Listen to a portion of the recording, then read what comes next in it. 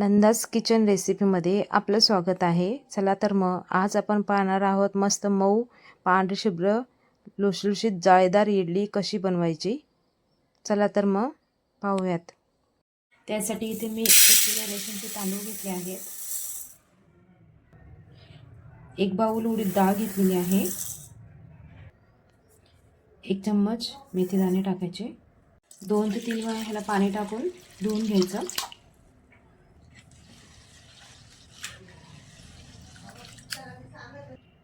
तांदूळ डाळ आणि मेथी दाणे स्वच्छ धुवून झालेले आहेत, तर ह्याला आपण 6 तासासाठी भिजत ठेवूयात।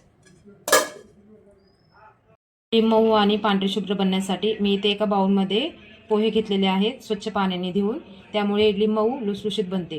तांदूळ बारीक करून घेतलेले आहेत, त्यामध्ये आपण पोहे भिजायला टाकले होते ते सुद्धा बारीक करून घेतले आहेत, ते आपण ह्यामध्ये टाकून मिक्स करून घेऊयात। 1 चमचा सोडा ॲड करूयात आणि हे मिश्रण चांगलं हलवून घेऊयात।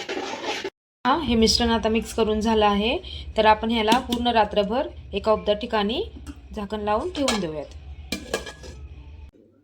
तुम्ही बघू शकता आपण हे पीठ रात्रभर भिजत ठेवलं होतं, ते सकाळी झाकण ओपन करून पाहिल्यानंतर हे बघा असं हे तांदळाचं पीठ आहे, ते मस्तपैकी फुगून वरती आलेलं आहे आणि अशी छान जाळी तयार झालेली आहे। म्हणजे आपली इडलीचं जे पीठ आहे ते परफेक्ट इडली बनवण्यासाठी तयार झालेला आहे। तुम्ही बघू शकता खूप चांगल्या अशा मऊसूत इडल्या तयार होतात।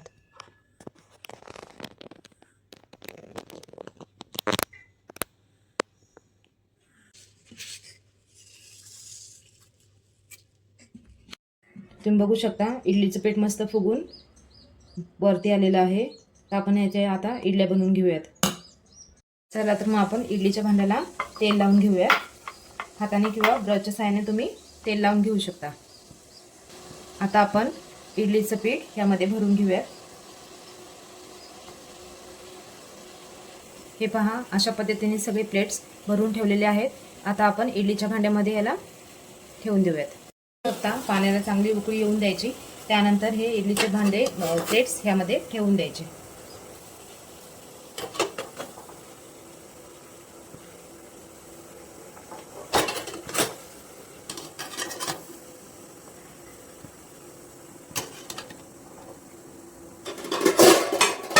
हे पहा ठेवून झालेलं आहे, आता झाकण लावून घेऊयात। 12 मिनिटे झालेलं आहे, तर आपण बघूयात इडली शिजली की नाही। हे बघा इडली अशा प्रकारे फुगून मस्त फुगलेली आहे, त्याला आपण चेक करूयात।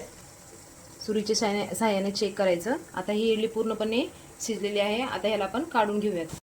हे पहा मस्त अशी जाळीदार इडली तयार झालेली आहे, तुम्ही बघू शकता। हे पहा खूप छान अशी इडली झालेली आहे। तुम्ही एकदा ट्राय करा आणि कमेंट बॉक्समध्ये नक्की कळवा की कशी झालेली आहे। लाईक करा, चॅनलला सबस्क्राईब करा।